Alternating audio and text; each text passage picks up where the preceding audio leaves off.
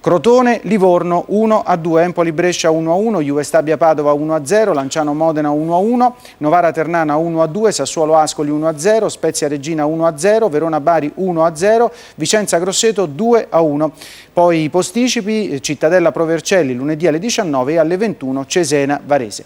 La classifica: in testa c'è il Sassuolo da solo a quota 19, 16 punti per il Livorno, a 15 c'è il Verona, 12 punti per il Varese, a 10 Ternana e Spezia, a 9 Vicenza e Brescia, 7 punti per Cittadella, Bari, Padova, Modena e Lanciano, a quota 6 Provercelli, Novara, Ascoli e Juve Stabia, a 5 c'è il Crotone, a 4 il Cesena, a 2 Regina ed Empoli, un solo punto per il Grosseto.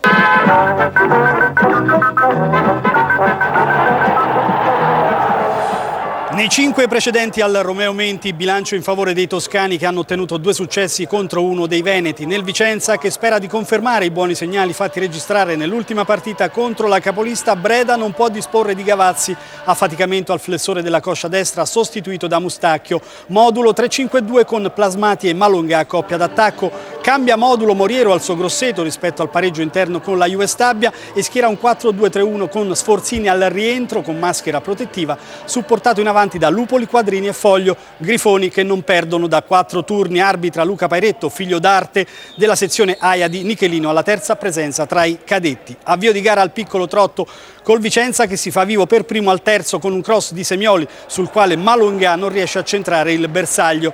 La risposta del Grosseto al quinto, spiovente su punizione da 30 metri e Padella chiama al primo intervento Pinsoglio. I toscani ci riprovano al 12°, il tiro di Lupoli è centrale, facile l'intervento di Pinsoglio. In fase di non possesso i maremmani rientrano tutti nella propria metà campo lasciando avanti solo Sforzini, un atteggiamento che complica il lavoro dei biancorossi di casa che provano ad affidarsi all'iniziativa dei singoli. 14°, Malonga si libera il tiro al limite, gran destro e grande risposta di Bremek. Al 31° di nuovo il Grosseto su cross di Foglio in area, Sforzini in contrasto con Pisano termina a terra e devono intervenire i sanitari. Nulla di serio per il bomber toscano che rientra al 36° portando in vantaggio i suoi sull'assist di Lupoli. La difesa veneta si ferma e l'attaccante infila di testa Pinsoglio, quarta rete stagionale di Sforzini. L'11 di Breda prova a scuotersi riversandosi in avanti e dal 43° Plasmati in mischia fallisce clamorosamente il pareggio. Si va al riposo sullo 0-1 con 3 minuti di recupero. Con le immagini montate da Massimo Moscatelli passiamo alla ripresa. Il Vicenza torna in campo con Pinardi al posto di Mustacchio e poco dopo Breda opera anche la seconda sostituzione richiamando Di Matteo ed inserendo Martinelli per dare più solidità alla sua squadra. Il Vicenza prova ad assediare gli ospiti ed al 56° Padalino termina a terra nel tentativo di rubare il tempo a Calderoni. I veneti reclamano con vigore, forse eccessivo, un calcio di punizione, ma l'arbitro la pensa diversamente e ne fa le spese un collaboratore di Breda che viene espulso. La panchina dei toscani avverte il rischio e provvede ad alcuni cambi. Moriero butta dentro Crimi al posto di Quadrini. È un valzer di sostituzioni. Breda risponde inserendo Giacomelli in luogo di Padalino, un attaccante per un centrocampista, cercando di dare più peso alla prima linea. È un gioco a scacchi. Moriero toglie dal campo Lupoli alleggerendo l'attacco maremmano ed inserendo Falzerano a rinforzare la difesa e bilanciare i cambi dei padroni di casa. Padroni di casa che si buttano all'arrembaggio e al 74° Pinardi reclama il fallo di mano di un difensore ospite al limite dell'area, altre proteste dei vicentini ed altra espulsione nella panchina di casa. Questa volta è il direttore sportivo del Vicenza Cristallini a finire anzitempo negli spogliatoi. L'atmosfera al Menti si fa elettrica e all'80° il clima si fa incandescente. Plasmati controlla in area e calcia al volo. Il pallone sembra impattare sulla mano di un difensore, ma il replay chiarisce che la respinta è con il volto e non con la mano. Il Vicenza non ci sta a perdere, spinto da tutte le gradinate, riesce a trovare il pareggio. Plasmati raccoglie il pallone respinto dal palo sul precedente tiro di Pinardi ed infila Bremek. È l'1-1. Non finisce qui perché in pieno recupero i padroni di casa trovano il gol vittoria. Protagonista ancora Plasmati che nel tentativo di girarsi si tocca con Iorio terminando a terra. Per il direttore di gara è calcio di rigore, ammonizione per il difensore ed espulsione per Moriero che protesta. Dal replay si nota una trattenuta con il braccio, ma Plasmati forse accentua la caduta. Dal dischetto Pinardi fa esplodere il Menti, seconda rete stagionale per lui. La gara finisce qui come il nostro montaggio. Dunque una bella vittoria del Vicenza meritata, Vicenza che fa un bel salto in avanti in classifica, gara dai due volti e molto nervosa. Nel primo tempo il Grosseto ha il merito di controllare gli avversari e di colpire quando è possibile senza rischiare molto.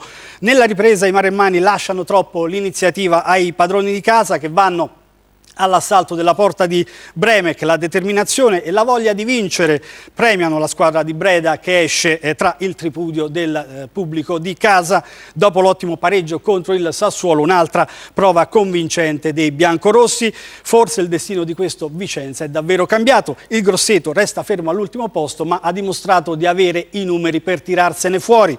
Migliore in campo Plasmati del Vicenza, che soprattutto nel secondo tempo si carica sulle spalle tutta la squadra, portandola alla vittoria. Ribadiamo il finale al Romeo Menti. Vicenza batte Grosseto 2-1 a Terimedio.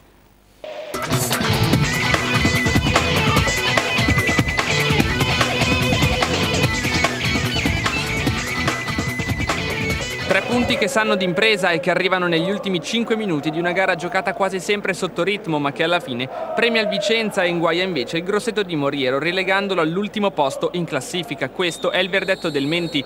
Breda ridisegna i suoi con il 3-5-2 e affida le chiavi delle corsie esterne a Mustacchio e Semioli, puntando tutte le fisce sulla coppia Plasmati-Malongà per far male al Grosseto di Moriero. Il tecnico dei toscani si aggrappa invece alla vena realizzativa di Sforzini, affiancandogli la rapidità di Lupoli, ed è proprio l'ex giovane promessa dell'Arsenal che prova a dare la prima scossa al match all'11°. Stop perfetto e mancino immediato, che però finisce diritto tra le braccia di Pinsoglio. 3 minuti più tardi arriva il primo squillo dei padroni di casa con il solito Malongà, che dal limite dell'area trova lo spazio per liberare il suo destro, e solo un grande intervento di Bremek gli nega la sesta gioia personale in campionato. Chiuso il primo quarto d'ora, le due squadre abbassano notevolmente i ritmi di gioco e solo il grossolano errore di Gianni al 36° permette al match di prendere la prima svolta. Il difensore vicentino libera Lupoli, che dal vertice destro dell'area di rigore ha tutto il tempo per alzare la testa e di inventare un pallone comodo per Sforzini, che non ha nessuna difficoltà a trovare la quarta realizzazione in campionato con un perfetto colpo di testa che batte l'incolpevole Pinsoglio. Altri 3 giri d'orologio gli ospiti potrebbero raddoppiare con Del Vecchio, che però spara malamente in tribuna dopo aver raccolto la sfera in mischia. Solo sul gong della prima frazione il Vicenza torna a rendersi pericoloso, questa volta con Plasmati, che sfrutta il pessimo rinvio di Del Vecchio, ma il suo destro sporcato non trova il bersaglio, con Bremek immobile. La seconda pericope di gioco si delinea fin dai primi minuti tutt'altro che entusiasmante. Il Grosseto si rintanea nella propria metà campo per difendere il vantaggio di misura e il Vicenza dimostra a più riprese di non avere i mezzi per scalfire la corazza dei maremmani, che a sorpresa sfiorano addirittura il raddoppio con Falzerano alla mezz'ora. Ma negli ultimi 10 minuti il match prende una piega che neppure il più ottimista dei padroni di casa potrebbe immaginare. Al 36° il destro da fuori di Malongà alto dai primi segnali di risveglio, e al 44° il Vicenza riesce a riportarsi in carreggiata trovando il pari con Plasmati. Castiglia libera con gran destro dal limite dell'area di rigore, che si stampa sul palo per poi finire tra i piedi dell'attaccante classe 83, che mantiene la freddezza giusta e prendendo in controtempo Bremek lo trafigge trovando un diagonale perfetto che fa esplodere lo stadio Menti. Per Plasmati si tratta del primo gol con la maglia del Vicenza, ma non è finita qui e la beffa per il Grosseto si presenta puntuale a 120 secondi esatti dal triplice fischio. Plasmati viene steso in area di rigore e riesce a conquistare il tiro dagli 11 metri, tra le tante proteste degli ospiti che si vedono sfilare via nel giro di 5 minuti un match già indirizzato in Toscana. Sul dischetto si presenta Pinardi, che di destro batte Bremek, bravo solo ad intuire, e regala i suoi 3 punti che pesano come macigni, soprattutto per come i padroni di casa riescono a strapparli. Un risultato che permette al Vicenza di uscire dalla zona calda di fondo classifica e che regala una grande dose di morale e ottimismo.